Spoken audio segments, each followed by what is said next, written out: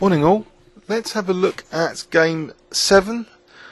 Now this is an incredibly complex game. I've been drowning myself in some of the variations and trying to reach some firmer conclusions, but it's a very, very difficult game to understand. So Topalov plays in this game a very interesting positional sacrifice, as we'll see. So it starts off with a seemingly rock solid opening system, Catalan again. So bishop b4 check, Anand plays bishop d2, and now the seemingly time wasting move bishop e7, but the bishop check has kind of put this bishop on not such an ideal square. For example, the knight might have wanted to move there. It's going to have to move again if it's going to go to another, decent square like bishop f4. If it can go to c3, but that's not really a benefit. So this bishop b4 has interfered with white's development, basically. So going back is not such a time waste. So bishop g2, both sides castle. Now black plays c6. And the last thing we'd expect after this move c6 is so much action on this diagonal, but that's exactly what happened in the game, believe it or not, from here. After bishop f4, Topalov played a seemingly materialistic move, but he has dynamic intentions behind it. So he takes on c4, provoking knight e5. So will Anand just regain the pawn with a small advantage? And surely not b5, because of knight takes c6, and this classic bishop on the diagonal will triumph. Well, in this position, if black is going to allow this pawn to go without playing b5, I think black's just going to be positionally worse. For example, knight d7, knight takes c4. It's like a dream position from the Catalan. It's kind of knight c3, e4 next, nice pawn center, rook c1, cozy position. So Topalov mixes up things now. He plays b5, offering that c6 pawn. And you may wonder, well, it's not just the rook, there's the pawn on b5, which might be targets now.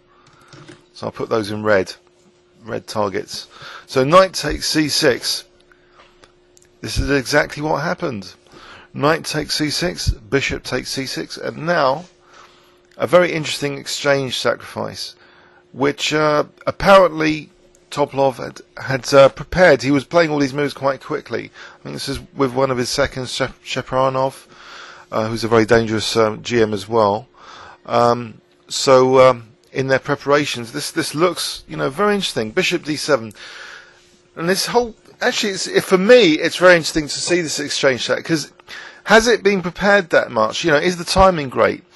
One thing I gleaned from this game is that the positional sacrifice leads to other potentially valuable strategic implications, which are very, very subtle and then on the other side of the board. So your first instinct might be, in this position, that the whole point is about this diagonal, about the weakened light squares and the compensation that would generate. But in fact, let's look on the other side of the board over here and look at this knight and these pawns.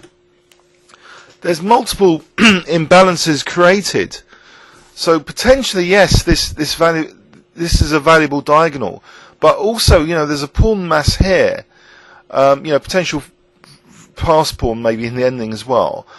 But maybe white centre's a bit more fragile. But in particular, this knight might be difficult to develop if only like the centre could be a bit more disturbed. So there's strategic implications to mine here for black on the other side of the board, not just on these light squares.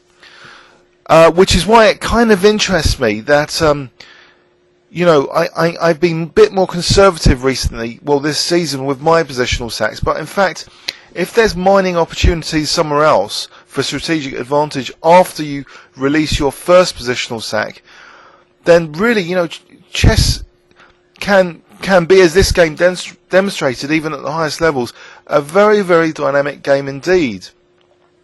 So how can we pronounce these advantages over here and this potentially bad knight, if it's difficult to develop? So something very interesting happened. After f3, white is potentially weakening this diagonal. So Topalov's next move sequence is very logical to disturb this diagonal in particular. So first he chases away that bishop from f4, and also the e5 square, because at the moment it's locking down black playing e5, which would be a seemingly, useful, liberating move. But so Anand plays bishop d2, but probably not expecting e5, because he's probably thinking e5, e4, I chase the knight, nice position, I can go back to e3. Maybe that's what Anand was thinking. But in fact, it's here you see that the other side of the board, this knight in particular, is another strategic card to play on. So Topalov plays this anyway, e5, trying to expose the weakness of this diagonal. But now another kind of sacrifice occurs after e4. So Topalov is pronouncing some of the advantages gained from the first sack to do a sacrifice of bishop and knight for rook. Now bishop and knight is worth more than a rook in theory, but here Topalov is disturbing the centre. If he can get another pawn to the centre, then this knight is really being targeted for development. And also these pawns, a bit of a menace in the centre. If this pawn can later go to d3, and then this rook to e2, this is all going to start to be very aggressive against the king. And again, these light squares will be highlighted later. That's very far off from here, but it's interesting to consider it in retrospect here. So bishop h3 was played, preparing to give up two minor pieces for this rook. But, as I say, black is going to get the centre now. So e takes d5. So bishop takes f1. Queen takes. And now this move e takes d4. And Rybka's evaluation is all of a sudden actually also gets more encouraging for black. So this development is hindered now on the queen side. And if Topalov can get that, d5 pawn at leisure, he's going to be sitting on the white position with the potential to use this semi-open file to invade on the 7th rank once d3 happens. So it's a very aggressive position for black now. So Anand, he's struggling to develop on the queen side, so he plays a4, at least trying to activate the rook along the a file. That should be dangerous in theory. Queen takes d5, ab. Topalov now just plays actually queen takes b5, not minding about rook takes a7. Look at this knight, it's still pretty bad. It's here I did analyse lots of variations. I'll give you the annotated PGN in the description of this first video. There's lots of variations if you want to have a look at. I should have really commented them a bit more, but one of the variations is knight a3 here as an alternative to what was played. So for example, bishop takes, maybe queen takes there, and this isn't so clear cut, because these pawns provide a lot of compensation. Even though black's a bishop down, it would still be tricky for white to convert his extra piece. So white is actually a whole piece up, by the way. After that first initial exchange sack, then bishop and knight for rook, Topalov is playing a whole piece down here.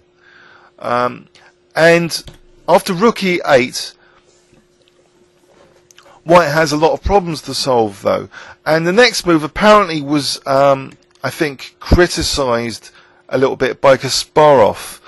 I think queen h3, something like queen h3 might have been recommended instead by Kasparov. But I think it's a really, really tricky tactical position.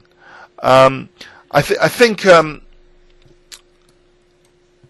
the chess-based site had mentioned queen takes b2, but I think if black loses these pawns, he's lost the fun of his position.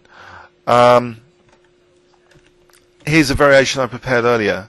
So say queen takes c4, check, and then this although this might be slightly better for black, he's lost his kind of dynamics, but it's much clearer cut than the game. The game though was much more exciting, with the pawn still sort of entrenched in the white position, you know, providing nice squares like e2 for the rook. It was a very exciting continuation. So king h1, so not queen takes b2, but in fact bishop f8.